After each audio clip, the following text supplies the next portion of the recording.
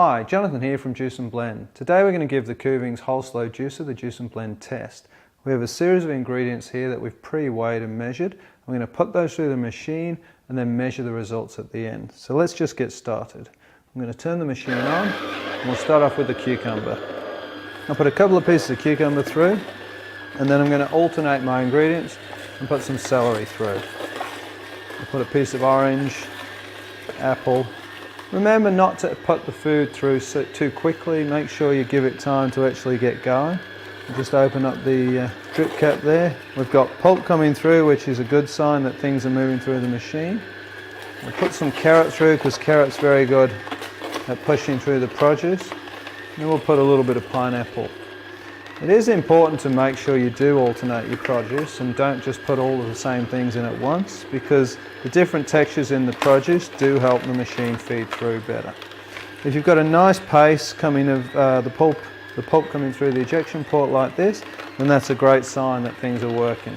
It is important to note that it doesn't always travel this quickly, but as long as it's moving, it means it's still working. So we're just going to go ahead and put through all of this produce, and put through some more celery, a little bit of carrot. It's important to follow leafy greens with something harder like an apple maybe, or a piece of carrot, just to help push them through. Got pieces of orange here, and put some beetroot through. The beetroot is quite a hard produce to put through, so maybe follow that with maybe a carrot. And just put the pineapple and apple. I always try and save a piece of carrot for the last piece to go through, because it does just help everything go through and clear out the agar. So we'll just put through the last piece of carrots and then we'll give it a few minutes. Now, if you did notice, I didn't use the pusher once at all then.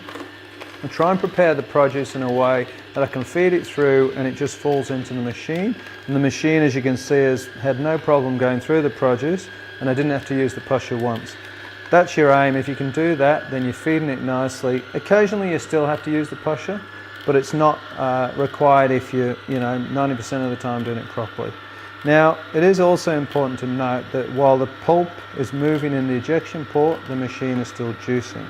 So you can see we've still got pulp coming through here. We've got drips coming through. So we'll just give the machine a couple more seconds to get the most out of the yield. And it is slowing down now, so we might just stop it there. If you want to be sure, you can actually just put the machine in reverse for a few seconds. Give it a second to stop and then put it back into forward. And just make sure there's nothing still in the auger that got caught. The reverse just moves it around, and then when you put it back into forwards, it moves again. So we'll just close the drip cover there. We'll get the produce that we have. We'll tear the machine. This is going to weigh in mils, so it's on 0. We'll just pour it off.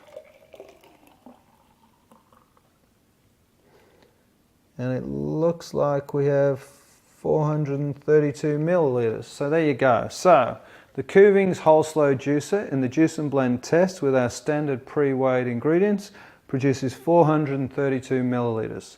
Now, I do hope you've enjoyed the video and found it valuable. If you have any comments, please leave them below. And remember to juice and blend your way to a healthy life.